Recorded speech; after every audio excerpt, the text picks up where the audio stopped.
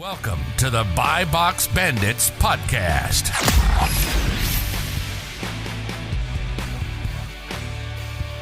Welcome back to the Buy Box Bandits podcast presented by Sellerant. Make sure you get a free trial linked in the description. Today we have a very special guest, my man Scott Needham, the founder of BuyBoxer, SmartScout, fellow mullet enthusiast as well. We were talking about that a few weeks ago on that as well, but really excited to have you on here. We've been looking on this one for over pretty close to a year in terms of being excited for it and everything. We're fans of your podcast as well.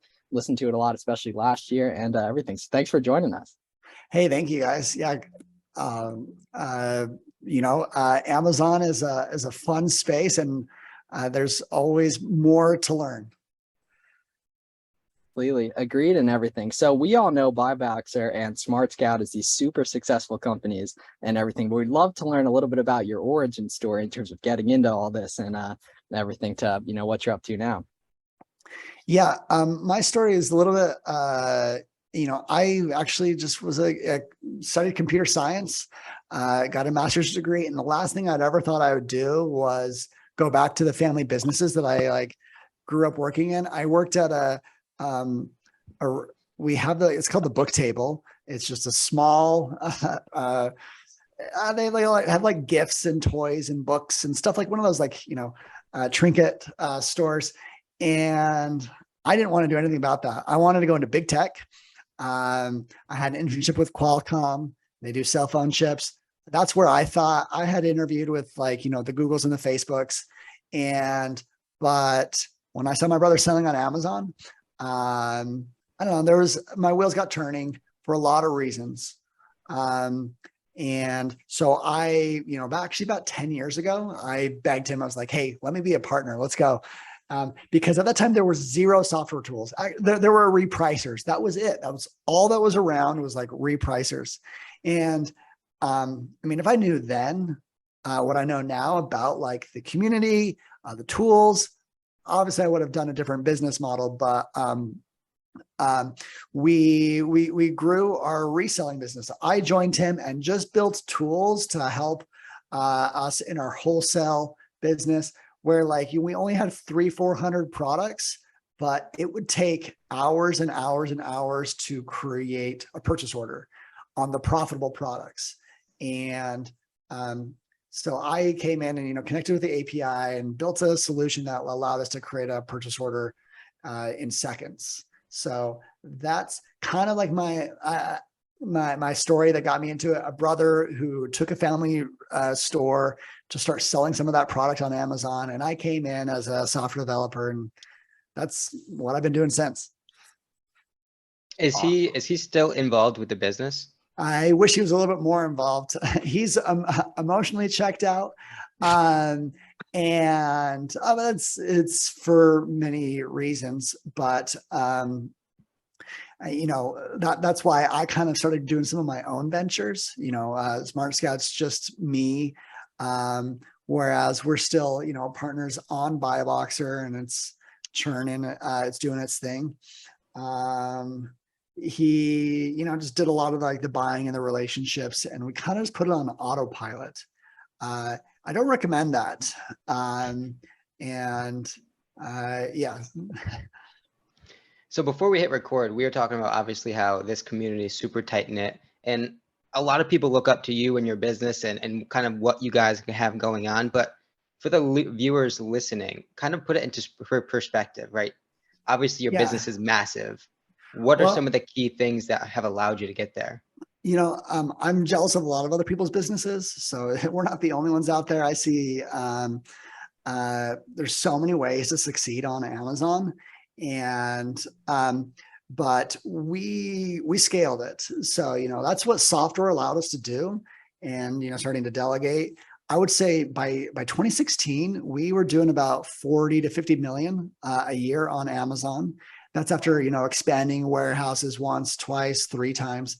And I think we peaked at 65 million, at which point we scaled down to just focus on profitable products and less competitive. So the following years, we probably did about 50 and 40 million actually, I think COVID year, we probably did about 45 but like insanely more profitable.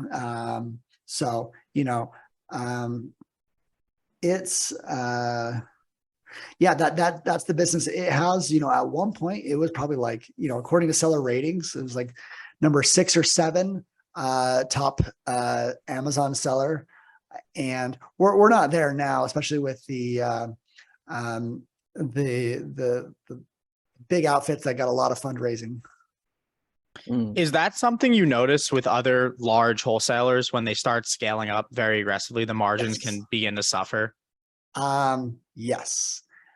We saw it to people that happened. So like when we were growing in 2014, the people that were big then, we don't see them anywhere anymore. And there was quite a few. If you know these names, you've been around for a while. There's one called Big Fly Sports. There's Toys and Games, etc. There's Think Fast, and even E-Tails, which is now known as Caspian.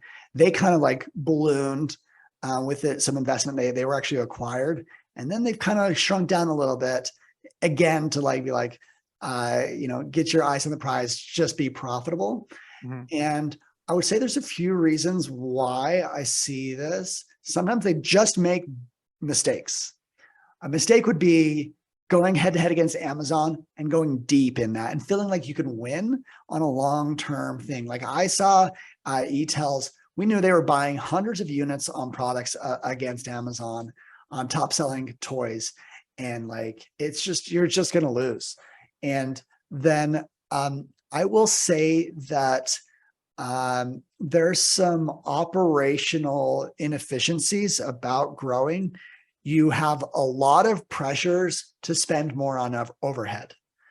Things like, your wages are going to increase, your space is going to increase, and then you start to make buying decisions. I would actually say if there's like one, pressure that I wish we didn't have as a scaling wholesaler was we had to buy inventory to keep our employees busy. So it's that reason alone that if I were to do this all over again, I would lean into 3PLs. The thing about 3PLs is like, you're only going to use what like makes sense. You pay for what Variable. you get. Yeah. It's calculated upfront. Whereas, like we get garbage bills, like garbage disposal bills. We get like just things you don't expect. If you're growing an Amazon business, like how awesome was FBA as a program? The fact that like you don't have to like deal with a certain part. Well, a lot of the early FBA businesses, we had to build our own warehouses. 3PLs were kind of not really known, and again, it's just like another way to like, to like offshore a task that, a lot of us end up doing. So, love 3PLs, like the business model. Sure, there could be some challenges with it, but at the end of the day, like, you don't want to be signing leases and have employees that don't show up and then I have to rehire and train them. If the more cerebral part of the game is the marketplace, is Amazon. And what do you think would have been the peak 3PL wise? Do you think you could have gotten to? Or like if you could do it over again, what do you think would be the cap? Just because it gets so expensive from a variable perspective. I mean, that's not an impossible question, but like I would say we were in position to be as big as I'm not sure if you know like Pattern or iServe. They're probably the most successful wholesaler. They are approaching $1 billion in revenue a year. And the thing is like when you have like the more money you make, the more competitive advantages you can build. So they succeeded in getting very large exclusive deals for which there still are brands that are hungry for them. And for the right deals, I mean, we were a big seller and we had tech before them. But what we didn't do is I don't think our sales and marketing was very good. I think we complicated it. I mean, this is me years later, the tech guy that wasn't on like at the front line all the time, but I'd actually turn the page and say that, like, I think some of you guys actually already have a better idea of what good marketing looks like than what BuyBoxer did 6 years ago. When I'm saying like marketing, I'm talking like B2B, like what succeeds. Like this podcast, like it definitely is like part of it. I've seen Miles on Twitter, and like that is totally like a great way to like set yourself apart as a name. Imagine if you were started that, 7, 8 years ago, and what your message was how for brands to grow on Amazon.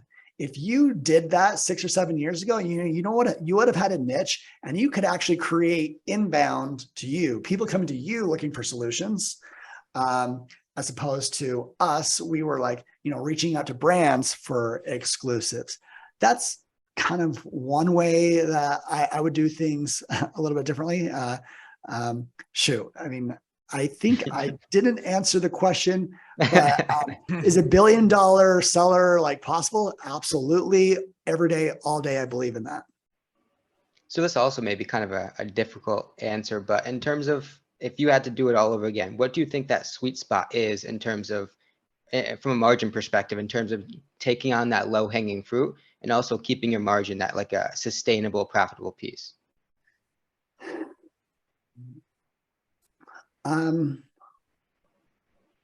It's a good question. The size of the ocean is huge, and as big as you think it is, it's bigger. There are more, like, what does 50,000 sellers look like? Like, you've probably interacted with maybe a few hundred. Yeah. And so that means it's about, 50 times bigger than that. And but to your question of like, what's like an optimal size, like the opportunity for more decent margin products is as big as your creativity. In that you maybe you need to be creative in different ways to find products and get better prices.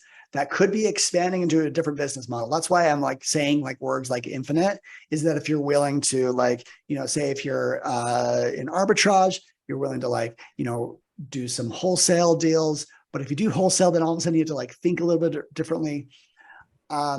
I actually don't think the right question is necessarily like, what's the optimal size, as like, just protect your margins and don't compromise on your margins. And then if you have like one person or 10 people, like I've seen businesses in both that like I'm envious of. I'm like, oh my goodness, I want your problems for a second.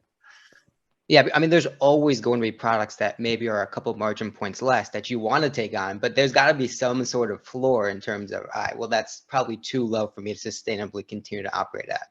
Yeah, well, there's fees on Amazon that most people don't really account for. And they're small, but like as you get big, they get bigger. Any from the 2 storage types of fees to, I actually think the most ignored one are return fees, and all the different ways that like a return, a refund hits you. You pay you lost your FBA fee, then like, sometimes you have to pay a return FBA fee, and then you may have a damaged product or no product at all. And some products, if you're in apparel or certain things like or consumables, where they will not like return it in sellable condition, like it hits your margins more than you realize. So those few things I'd always advise to stay on top of. Mm-hmm. And so in the growth of BuyBoxer to the behemoth it is now, is there a specific year that was the biggest inflection point, both in like revenue growth or just like when you really felt good about it? Certain, and if so, what was the biggest catalyst for that? 2014 and 15. It was software, like just like all things humming, and really we had our best margins in terms of like our overhead was just like the lowest, and we were very frugal. My brother was very frugal. You know, we were using Gmail instead of like paying for a G Suite. We just across the board, like, you know, but things just started to creep up on us that like we were paying only, you know, $8-9 an hour for labor. I would say all in, we pay more than double that now, from an hourly, healthcare. You know, that's like so what I outlined was actually pre-Obamacare. So, you know, it was kind of a different world. And yeah. So How obviously many? you mentioned like 5 years ago there were sellers that were doing crazy numbers that are no longer around now. For the sellers like us, Miles, Garrett, and I, and the people listening who are doing, you know, a few $1 million a year and under, as we try and scale and grow, what should we be staying focused on so it doesn't kind of blow up in our faces like we mentioned before? Well, there is one unsexy part of an Amazon business that I would say 2/3 of Amazon sellers never really get on top of, and that's the accounting side. So like, yeah, maybe you're doing your accounting, but like, are you doing it disciplined month by month? Can you poke holes into your accounting? I find that, you know, you have to like actually add up all your inventory. Are you doing the same methodology every month? And is it thorough? Are there leaks? Are there, and like, yeah, I found, you know, I could poke holes in our accounting. We probably went through because they weren't owners and didn't have the Amazon expertise to get to the finish line. Consider good financials like good technology. Why? Because in the long run, it'll actually save you time, and it will reduce your risk profile. You're like, you know, if you know you made 6 figures last year, if you didn't and you don't know it, then all of a sudden, like, there's a lot of risk to your business. And, you know, and then things will go bad before you even realize it. And then maybe not bad, but like, you know, you want to catch things before they get out of hand. I still think most sellers don't have discipline around accounting. And there are good tools, but actually you still have to you have to like lean into it more than having a good tool. A tool will just only solve certain parts of it. Whether that's A2X or, you know, inventory lab, whatever. There's other parts of accounting that like, I've never seen a one-stop shop. I think part of that has to do with the social media effect, though. People all the time, and we see it every day, people wanting to scale too fast, spend too much, and then it backfires, right? And then their numbers, their financials end up upside down, and they end up in a not a very good position. In terms of your business, though, on the buying side, do you have specific buyers? Who does that? Do you take any part of that? And kind of like, what's the overview of that? We do. Really, it's we hit a point of just algorithmic buying where like, you know, we just set a bunch of parameters.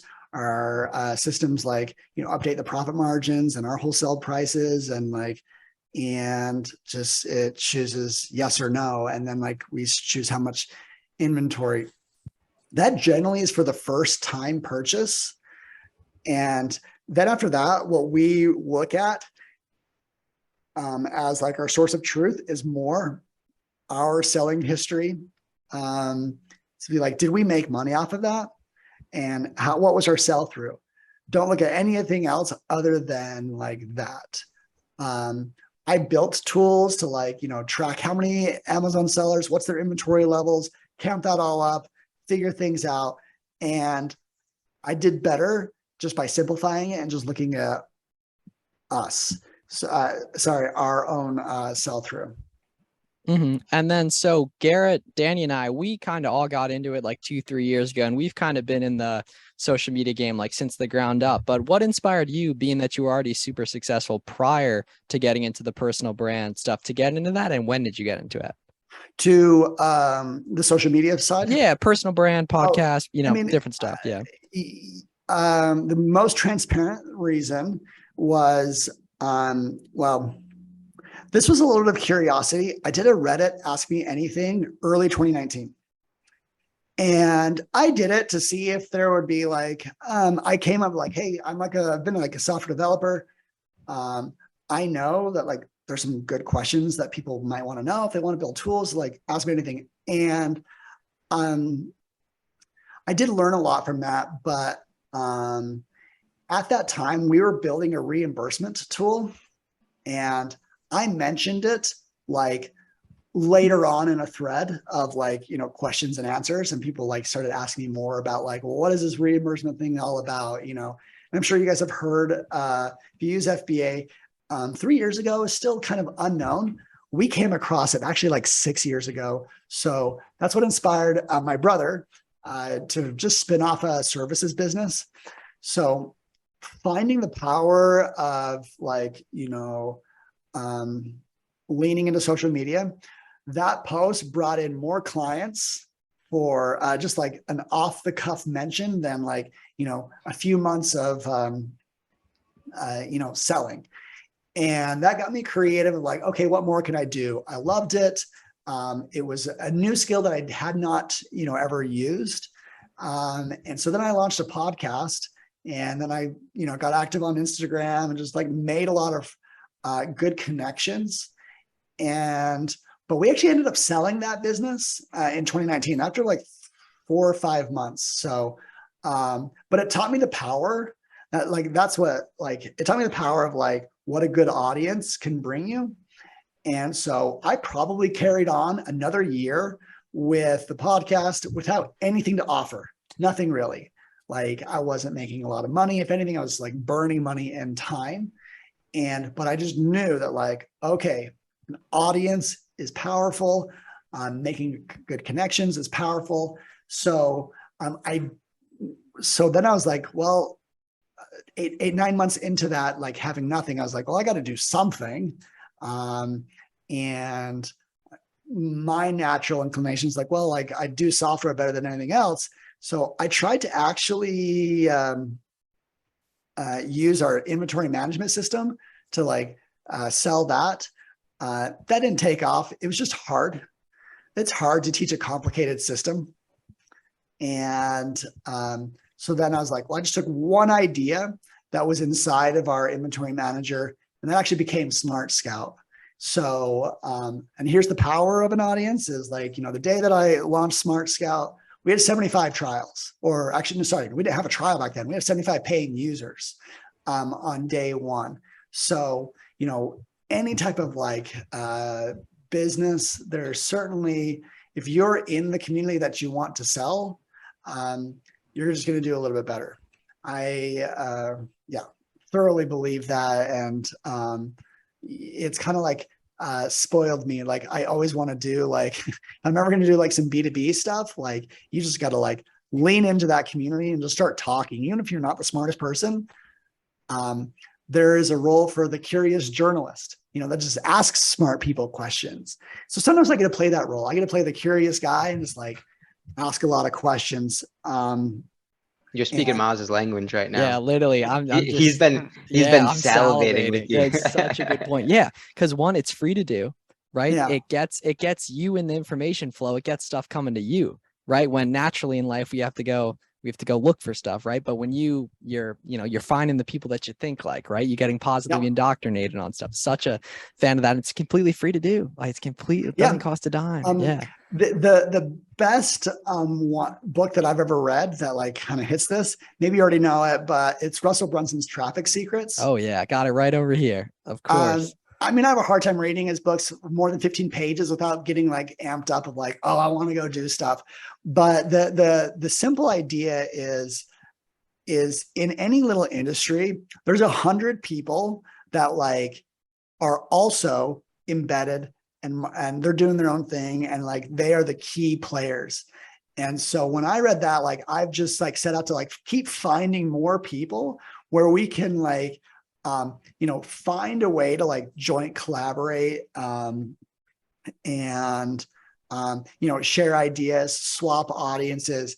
And like it's totally true. I've like lived it. Like, and so totally recommend that. And like I would try and follow, if I was going to try and build a pattern, which is very, very like high level B2B, I still would follow that framework of getting, our word out. If we were trying to sell even just like something very like brand partnerships, which it's like, that's like high level B2B. Like, you got to talk to the right person of like one company, and that could change your business.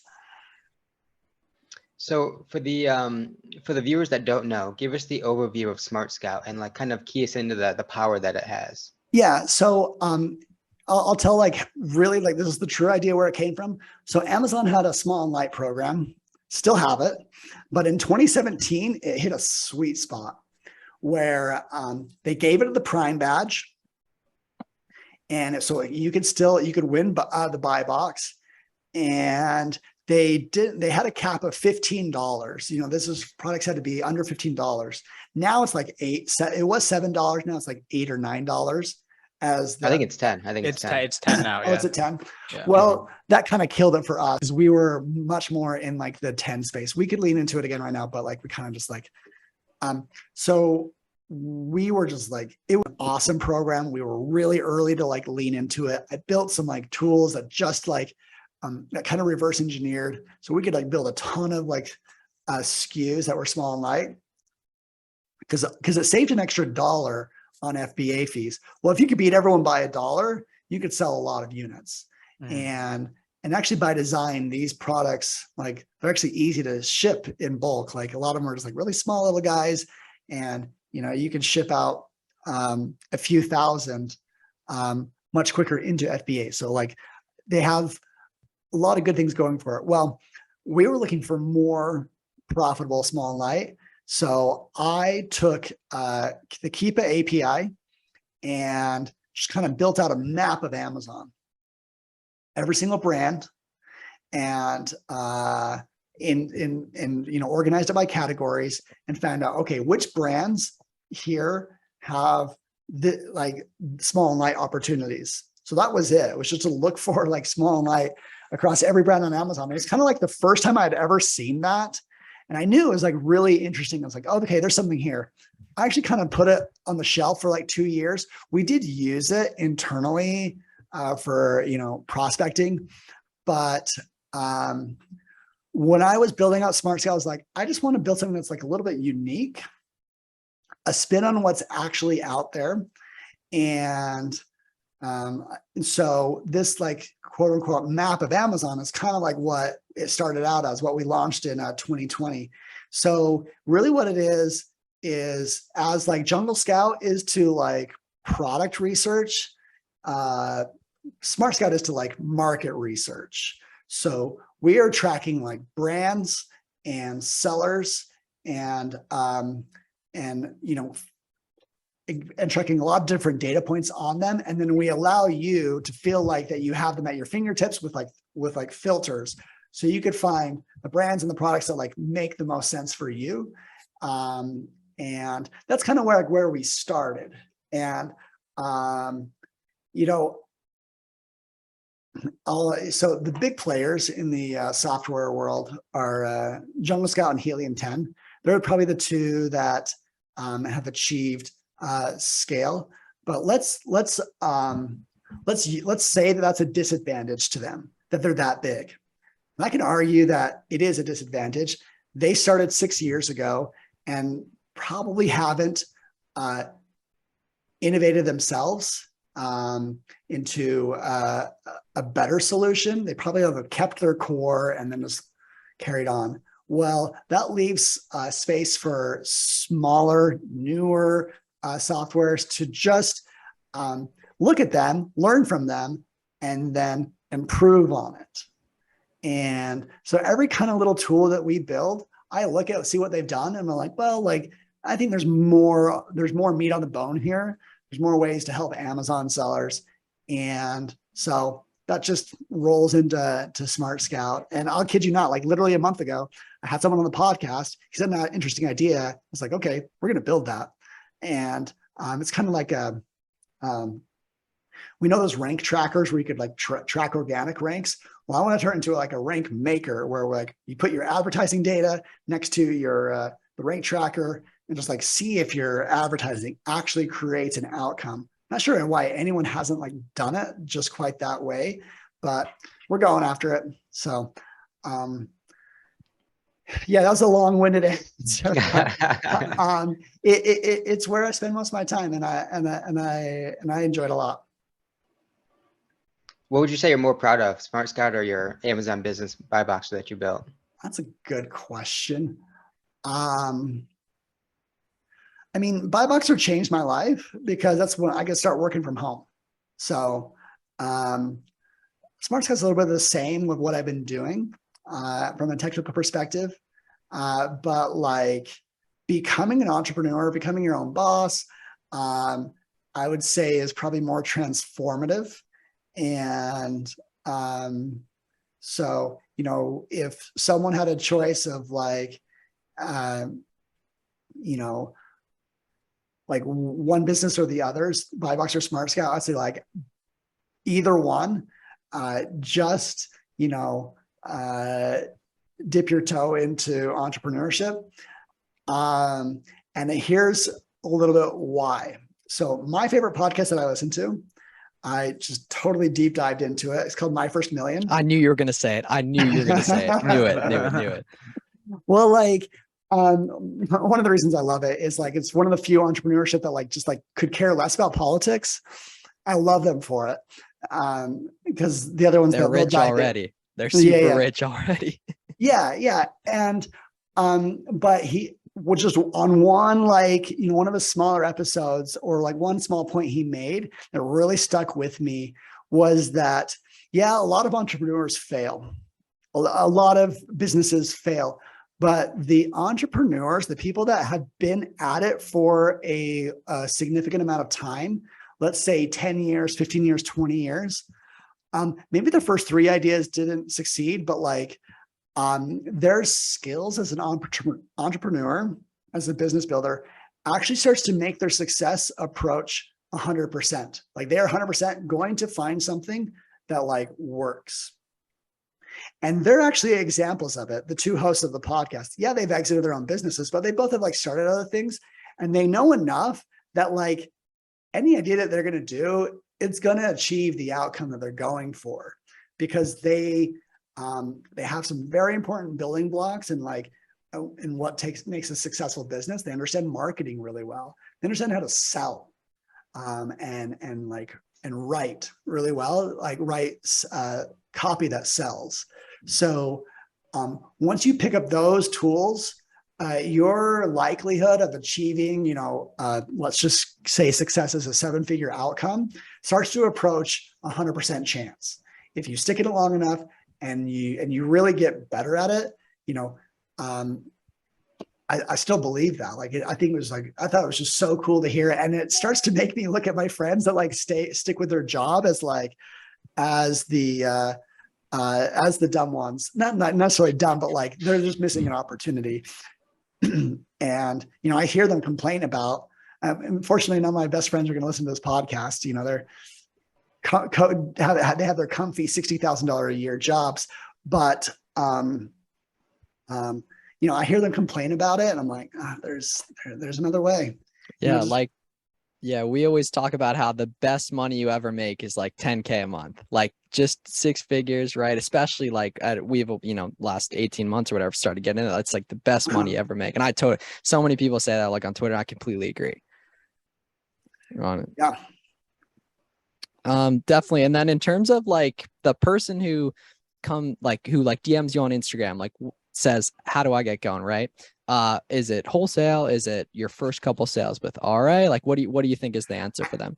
I would say number one, if they've never sold anything on Amazon, just do a little bit of retail arbitrage. Even if it's one product, if it's 10 products, if it's 20, like even if you don't scale it, I think that's probably the first to just like, get a initial jolt and to understand the fee structure so that if you're, I don't know, if you're going to do private label as your first, which is totally fine, that you have a little bit more appreciation for the fees and some of the technical parts of Amazon. I sold an iPod Nano in 2010. Apple discontinued one of their versions. And it was like a really cool, like thin one. They moved it to like this little square one. People liked the old one. And so the price went up to like from like $150 to like $300. So I drove all around town and bought like 6 nanos. I mean, like literally every one that I could have found, I would have made $100 off of. And I think that's like number one. If you haven't ever done that, do it. Find something that you can flip and, get your feet wet. And then from there, it's up to you.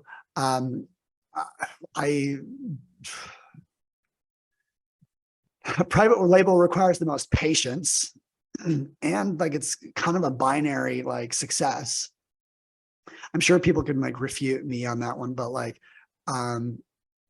it's definitely a higher risk, higher reward in some cases. And so, online arbitrage and wholesale are the easiest ones to leave from that to grow and to scale. Private label, I probably don't have the best advice for a new seller. I don't know what to guarantee success. It's a little bit trickier. You showed some guys around at RI store, didn't you? A couple months ago, I remember seeing. Yeah. Well, I have 2 sales guys that ask me like, the perfect question that an employee can ask you is like, hey, what more can we do? And I was like, well, you have to think like a seller. And so I took them to like Trader Joe's, Walmart. That's what it was, yeah. And we just started scanning stuff. I probably lost a lot of money on that because like I'm not very good at like retail arbitrage. And then the thing is like, here's what they learned. They learned the FBA fees. They learned the, category gating. They learned like, scanning barcodes and all of that. And they actually ended up, this is going to be really funny. You have to, if you're not watching, they ended up launching a little necklace, a little charm, and they gave me one. And it's on Amazon. So they ended up actually becoming sellers because, some of these service provider companies, of which there's a few hundred, like you can tell if the person like that you're talking to there, like actually thinks like a seller or they don't. And I would argue, you don't hear me, like I see like some of the moves that the big software tools are making. I'm like, they don't have any Amazon sellers. They're making corporate decisions. Yeah, they're making corporate decisions. And that's for another conversation, but so I mean, I would take someone to retail arbitrage tomorrow if they wanted to be serious about learning. Walk us through the day-to-day of Scott Needham. What sort of things do you get into on a daily basis? Well, I wake up at 3 a.m. and I read 4 books and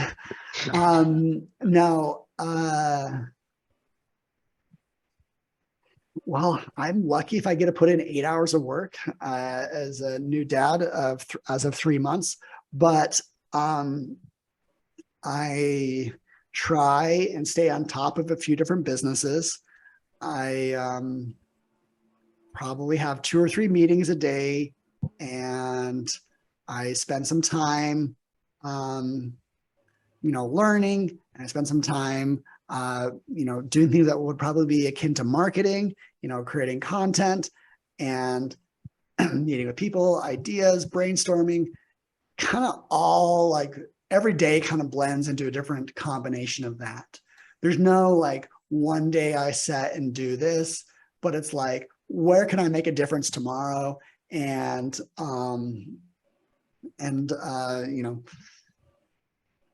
that's it. It's like, where can I make the biggest difference? And like today I was programming, I was fixing some of our systems. And then I was looking at some of our poorly moving products, just kind of keep a pulse on things so that the managers, I can actually speak to them with a little bit of authority. I do think that you're always a better manager if you can do their job as well.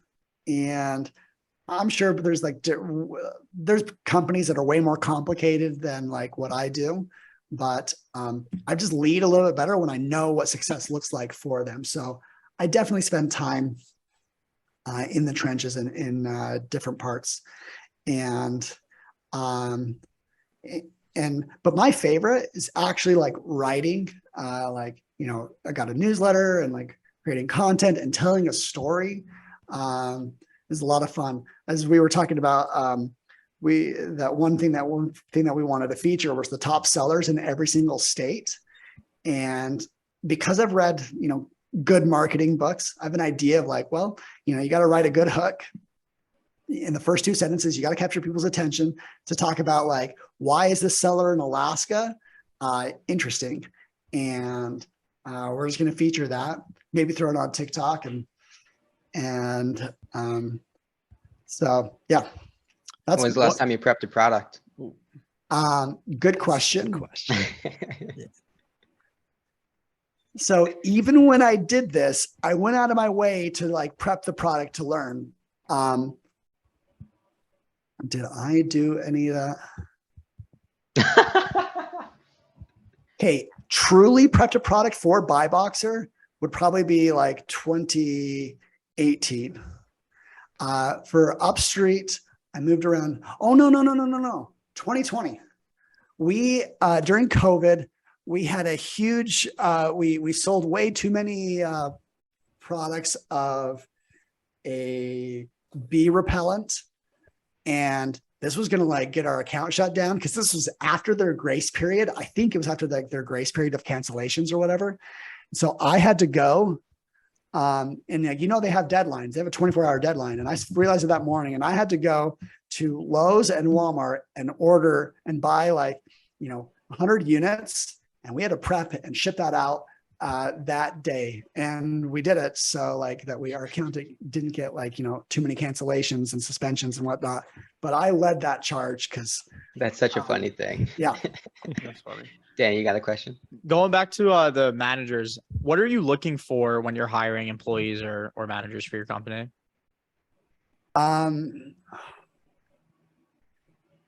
So SmartScout is based in a small town with a university. It's in Logan, Utah. And my wife wanted me to move it to Salt Lake because, you know, it's closer to home. Yeah, there's a lot of great people here, but I had to fight for like the best students. So I kept it to Logan because I didn't have to fight for the best students. And I could, you know, which means I don't have to like pay like super high rates. We pay all right. It's good. But I would say that we don't have to pay amazing because we could tell a better story. We get people to work on more interesting stuff. Like this is actually a software startup, you know, in e-commerce. So a few exciting angles right there. And so we could sell the story and then we can like, you know, find a role that's actually exciting that people could build into. And we could show like, you know, like this career is actually really solid. So I've really enjoyed hiring like really bright students that, you know, in the Valley, there just weren't a lot of other interesting opportunities and we could scoop them up because, you know, there's a lot into hiring that's more than just like the hourly pay and, you know, the listing that you create. It's the story that they tell about themselves. So we tell a good story. I think this is the truth. SmartScout, we released that map of like Amazon sellers in the beginning of 2021. And it did really well to like show a lot of people what we do. It's where like most of the aggregators found us and started using our tools. And I was like, well, let's start hiring. And so we went to the school and we found like a super sharp CS kid and on a super sharp salesman. And like these guys are students. We were paying them $18 an hour. That was decent for them. And it was really good for us to get like the best and the brightest. So, but your question is like, how to find the best. It just depends what you're hiring for. If you're hiring a little bit of like a knowledge worker, you do just want to get someone like at the right time in their life. And for me, that's like actually while they're still in school, where, it's such a win-win. I pay them more than like an internship and I give them a really good internship, but I don't have to pay them like, high market rates. Yeah. But like hiring, someone, a warehouse worker, that's kind of like a whole different thing. But I still like our best workers. It's more of a culture fit and a relationship fit than it is, a resume. If they're in the right space, like they'll be consistent. Mm-hmm. Awesome. And so is the long-term goal to sell these businesses or just compound them? Like you like the systems? BuyBoxer, I tried to sell it, can't. At a little bit more than $1 million of EBITDA, since the owners, myself, didn't want to be a part of it anymore, that was kind of a red flag for a lot of buyers, because they see like, okay, this is a big business, but not huge. And the founders aren't going to stick around. We did get an offer, but fell through for actually unrelated reasons, but still went through 30 M&A conversations or more. And it's a tough business to sell if you haven't scaled it to, it depends the type of buyer. Like to go to a broker and get an institutional buyer in the marketplace, unless you're doing 2, 3, 4 million of profit, very defensible profit, then it's going to be hard to find a buyer. But if you find someone in your neighborhood or that will buy it at a multiple, you can sell them, and just not, for crazy high multiples. So BuyBoxer, we're actually just going to sell through the inventory and just cash out. That's what that end looks like for us. And maybe do a profit share on selling or some of the relationships. And the account actually has plenty of value. So there's something there. Private label business, yeah, we'll flip it. Probably won't make a ton of money off of it. It's another story, but it has been an awesome playground to learn. And then SmartScout, we'll do something. If we do our job of becoming one of the big boys, trust me, we're not there yet. Then yeah, we'll do something. Software businesses are great. They have their own challenges, so don't be completely envious by those that get the crazy high multiples. That's the 1 in 10 that actually that got to scale. So, but we'll do something. It's in the next 2 or 3 years, whether we'll raise a little bit of money, sell a little bit, or I'll totally exit and start becoming a fitness influencer. That could be my next life. No, not really, but smartest fitness influencer. Smart fit. You do some running, don't you? Yeah, I do. I got into running when I started working from home.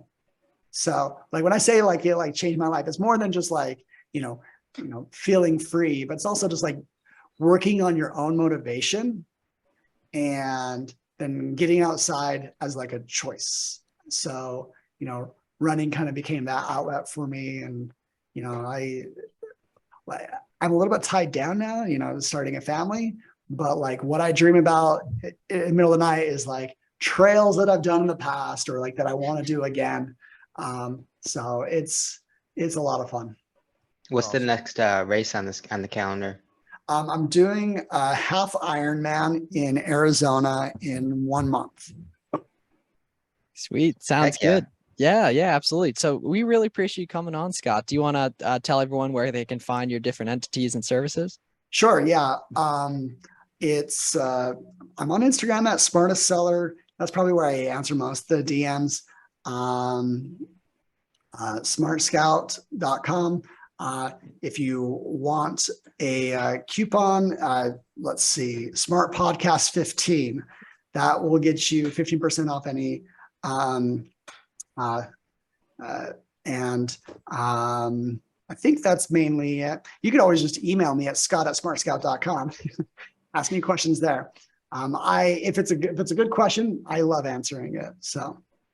All right. Well, Thank you guys. Yeah. Hey, thank you guys so absolutely. much these were really good questions. I've been on a few guest podcasts. Definitely one of the top questions you guys have asked. Thank you. All right. Awesome. We're glad. Yeah, absolutely. And thanks to everyone who listened as well. We see you guys in the next one.